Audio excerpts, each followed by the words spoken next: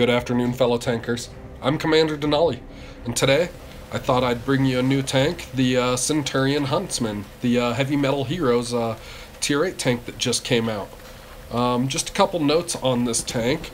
This tank is exactly like the Centurion Mark 1 when you get it to the Centurion Mark 3 package, with one exception. The Heavy Metal Heroes has 100 less horsepower, but the hull can traverse 2 degrees faster than the standard Centurion.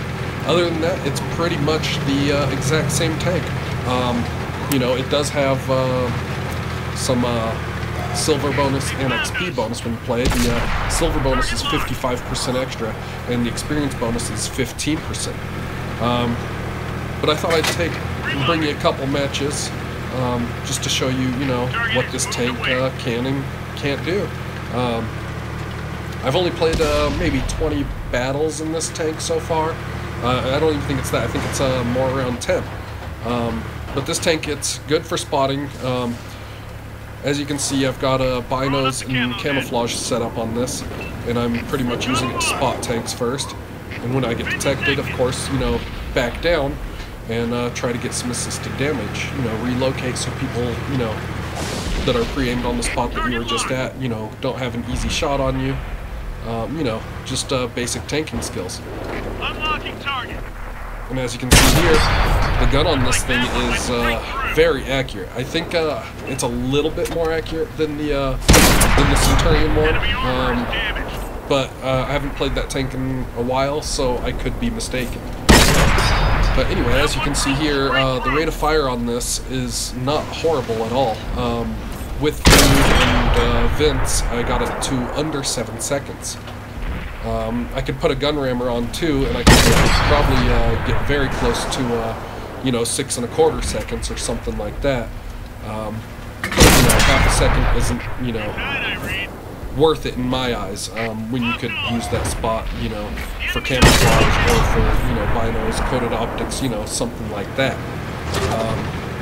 or even vertical stabilizers. I love that too. So as you can see, getting a lot of assisted damage, got some good shots on the IS-3 as well, side shots as he was climbing the hill. So anyway, yeah, I've been liking this tank. It does have pretty neat camo and everything as well. And as you can see, the gun on this thing it's pretty much a laser beam. It's very accurate.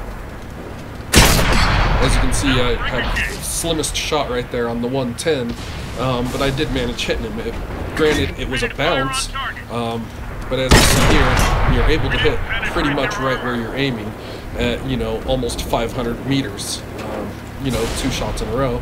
Every once in a while, shot will dip low, and as you can see, even with the premium rounds that you get on this, it wasn't enough to penetrate the side of that 110.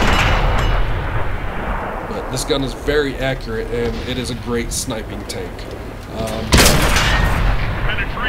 Yeah, other than that, I mean, it's, mobile enough for a medium tank.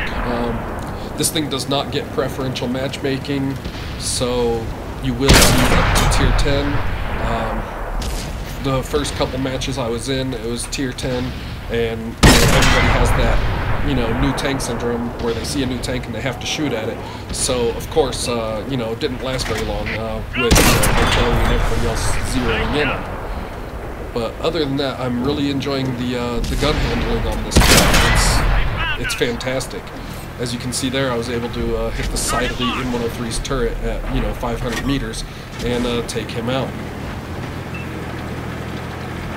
But now that they're getting a little bit closer and easier to spot me, I'm, readjusting, trying to get a little bit more cover, get behind a couple bushes since I do have a camo net, and use this gun depression so I don't, expose too much of the hull of my tank.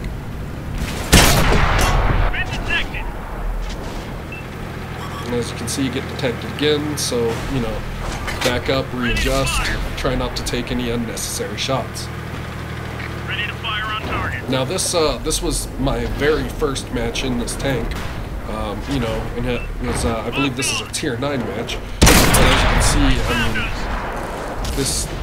this gun is just crazy. I'm absolutely loving it.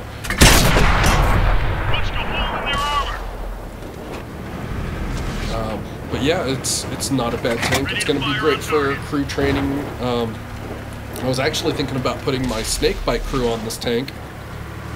You know, which has like 9 or 10 skills, something like that. You know, doing a bunch of camouflage and view range skill perks, and seeing how well it snipes then, especially with the snakebite crew skill itself. But I don't think it would improve it all that much, to be honest, because this gun is already, you know, really good. Anyway, looks like the couple guys that did go the opposite way, you know, down to the 1-2 line died, and now I'm getting shot in the back, so I decided to push forward, hit the low ground, and come up on these guys and see what I could do to get these guys off our flank. Unfortunately, while this happens, the rest of my team is gonna die as I'm trying to get shots on these guys, and you know, spoiler alert, I'm gonna die shortly after, and this game is pretty much a loss.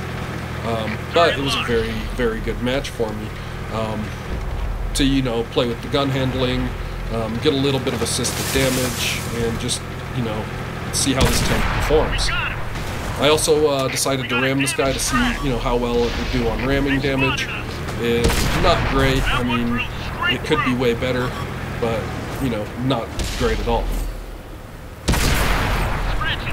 So there we go. We ended up securing 3 kills in this match so far. And now it's just me and one other guy left. Of course, I'm spotted, so, you know, they know where I'm at. And they have 7 tanks remaining, 4 heavies, a medium, a light, and a tank destroyer. But I'm gonna go ahead and put my view range to work, try to spot a couple of these guys off, and I'm not going out without a fight.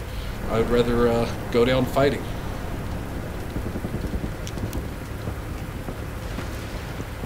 So there we go, got 2 heavies spotted. Oh, medium and light tank. So aim the light tank, and there we go. And then I got taken out from a couple people in the back sniping off the hill. So, yep, I went ahead and fast-forwarded now. The Motherland was the last guy alive, and as you can see, he's just going to go down here and park in the water, and then just decide why waste the clock if they're just going to hunt him down. And as a lot of scumbag artilleries do, this guy's just going to go back in the water and drown himself.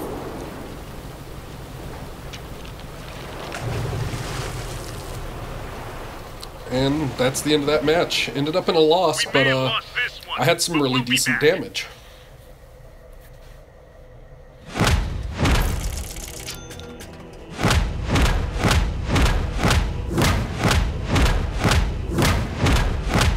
So as you can see on that match, I ended up making almost 84,000 silver, and that was on a loss. I had 16 penetrating shots for 3,500 damage. Killed 3 tanks, detected 3 tanks, ended up making 1,400 experience. All in all, I mean, that's a pretty nice match for the first time, you know, in this tank. Here's the team stats for anybody that wants to see, you know, all of that stuff. But yeah, the enemy team pretty much just rolled over us, you know, and that happens from time to time. But here's another match just to show you how this can play on shorter matches. And at this point, I did end up putting a different crew in here, one that has 3 or 4 skills. And yeah, I decided to just pretty much use this as a spotting tank, collect some assisted damage, and try not to put myself in too many compromising positions. We've got enemies incoming. Either take them out or so as you can see, I was just checking out the gun depression on this really quickly. I believe it's got 10 degrees of gun depression, if I'm not mistaken. But I'll be doing a review here in a little while, probably a few days or something like that, enemy in sight. with all the information on it, you know, in depth. So as you can see, went ahead and tracked that guy, pulled forward, tried to get some spots, got a couple, got 5 spots there. So we're up to 6 targets that we've spotted. Oh, up to 9. Oh, and there's a scout medal right now already. I'm just trying to keep these guys lit, you know, that way our artillery can, you know, do some work.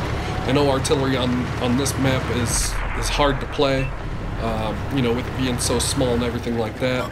But I figured if I could get up here and, you know, get some side shots, everything like that, you know, just keep those guys highlighted in the back as much as possible. And try not to expose myself too much. Wanted to put the gun depression to work out as well, so I was trying to get shots on that T-29. And that's when I catch around in the side from that Tiger II there. And that Tiger II is going to prove to be a pain in my ass. So anyway, yeah, we're just working the ridge line, trying to keep some people lit up. We're already down to 900 hit points out of our 1,450. But yeah, other than that, we're just going to try to work this here ridgeline. And I do believe that's another thing. The Centurion Mark 1, I think it also has 1,450 hit points. I don't even think the hit points change. But as you see, trying to get shots on this Tiger II. But he does have a dead tank in front of him where I can't get easy shots on him. But I am going to go ahead and try to track him. I get the crit, but not the track. And then I pull down, and he had an easy shot into me there. Target locked. Unfortunately, I can't hit him back because he's hiding behind that dead tank. And yeah, so we're going to try to readjust again. Because everybody here has that new tank syndrome. They want to, you know, shoot and kill the new tank. The enemy knows our location. So just did a strafing run there to see if we could get some easy spots. You know, the guys are probably way back in the back, you know, hiding in the buildings. That's where a lot of people like to go, as many of you guys already know. Here we are, we're just trying to get a shot on this guy, because this gun is a laser. And we ended up getting a shot into him, and he ended up missing us. And you guys, you know, might have issues with me. I do put 20 rounds of premium on here, and I do that for the tier 10 matches that this tank will see, because it does not have preferential matchmaking, so you will see tier 10 matches. And this going up against like an E5 or, you know, any tier 10 really, I mean, you're going to have a hard time penetrating unless it's, you know, something that's very lightly armored. Ready to fire on target. So here we go, just trying to get some more shots. Enemies right at us. We'll hit the Tiger II, Target locked. and then he's going to come down all the way. And now we're going to track him in place, that way our whole team can shoot this guy. And we're going to, you know, get down in front of him, try to angle a little bit, try to trap him again. There we go, now we're one shot, we're down to 1 hit point, but we can finish him off. And a tank with 1 hit point can be just as good as a tank with, you know, 100% hit points. As you can see, I can still get up here, spot targets, try to do a couple snapshots over here and there, you know, it's, there you go, and then I bounce around from somebody in the back in the buildings. So it's time to readjust one more time. Now that we don't got that Tiger II up there spotting us, we can go up here. Hopefully we can deploy our binos and our camouflage. Ready to fire on target. No, maybe I can get a snapshot. As you can still see, I'm still getting assisted damage, up to 19 assisted damage ribbons. Just waiting for our reload, then we're going to pull back out and try to shoot that T-29 again. Enemies got us in their Well, maybe sights. not, we're detected. Locked on. Oh, there he is, he just fired. He's not looking at us at all, so we can go ahead and park here. We're not detected, we have our camo up, we have our binos up, and we can just try to farm this guy for a little bit of damage. And even the standard rounds can have trouble pinning the sides of some tanks. But there we go, end up getting the kill there. And E25, I'm pretty sure that's the guy that bounced off us not long ago. Locked and loaded. But he's not long for the world. And that's the end of that match. Chalk up another win.